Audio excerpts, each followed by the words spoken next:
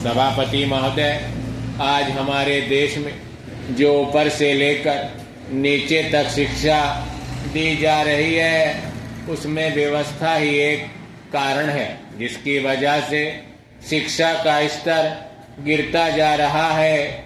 मेरा अपना विचार है कि जो शिक्षा प्रणाली है और जिस रूप में शिक्षा दी जा रही है, वही अनुशासनहीनता का भी कारण है। अपने देश और प्रदेश में हर एक की अपनी अपनी भाषा है और वह बालक जो इस देश में पैदा हुआ, जो अपनी मातृभाषा की गोद में पला है, उसको यदि अपनी मातृभाषा में ही शिक्षा दी जाए तो मेरा विचार है शिक्षा का स्तर ठीक हो सकता है।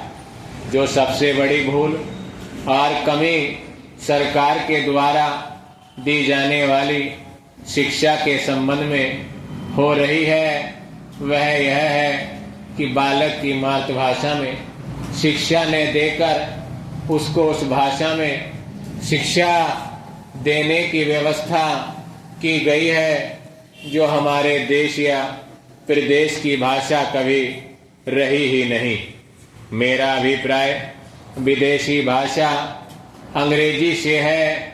मैं यह मानकर चलता हूँ कि जब से यह भाषा इस देश में आई है, चाहे वह किसी कारण से आई हो, इसे आप भी और इस माननीय सदन के सदस्य भी जानते हैं कि उससे बुरे परिणाम ही निकले हैं।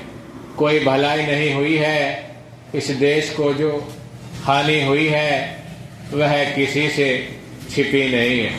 हम देख रहे हैं कि हमारे यहाँ जितना फैशन बढ़ रहा है और जितनी वेशभूषा बिगड़ रही है, वह सब अंग्रेजी भाषा के ही कारण है। जिस समय यहाँ पर अंग्रेजों का राज्य था, प्राय यह देखने को मिलता था कि वे लोग जो विशेष करके किसी न किसी तरह से सरकारी पक्ष के ही होते थे।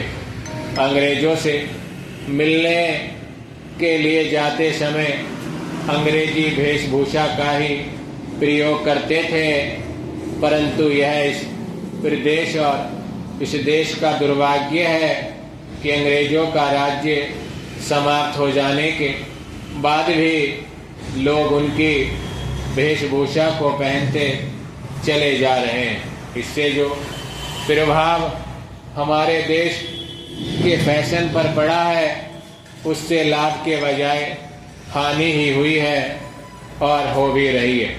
मेरा ऐसा विचार है कि अंग्रेजी वेशभूषा से इस देश को बहुत हानि हुई है। भारत की गौरवपूर्ण सभ्यता और संस्कृति के संरक्षण पर पर्याप्त ध्यान देने की आवश्यकता है। स्टॉप।